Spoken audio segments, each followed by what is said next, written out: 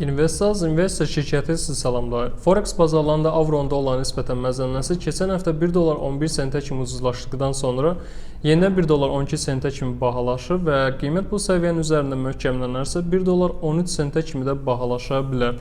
Bununla yanaşı Amerika Mərkəzi Bankının növbəti faiz artımı ilə bağlı maliyyə bazarlarında gözləntilən zəifləməsinin də dolların qiymətinin ucuzlaşmasına təsir edə biləcəyi gözlənilir. Funtun dolara nisbətən məzənnəsi də 1 dolar 28 sent ətrafında ticarət edilməkdədir və 1 dolar 30 sentə kimi də bahalaşa biləcəyi proqnozlaşdırılır. Eyni zamanda bu həftə investorların diqqət mərkəzində olan önəmli hadisələrdən biri də İngiltərə ilə Avropa Birliyi arasında Brexit danışıqlarının başlamasıdır. Brexit ilə bərabər İngiltərədə qurulacaq yeni hökumət fonunda baş verə biləcək hadisələrin də məzənnəyə güclü təsir edə biləcəyi gözlənilir. Türkiyə maliyyə bazarlarında isə keçən həftənin cümə günü Türk lirəsinin qiyməti yenidən bahalaşmağa başlayıb.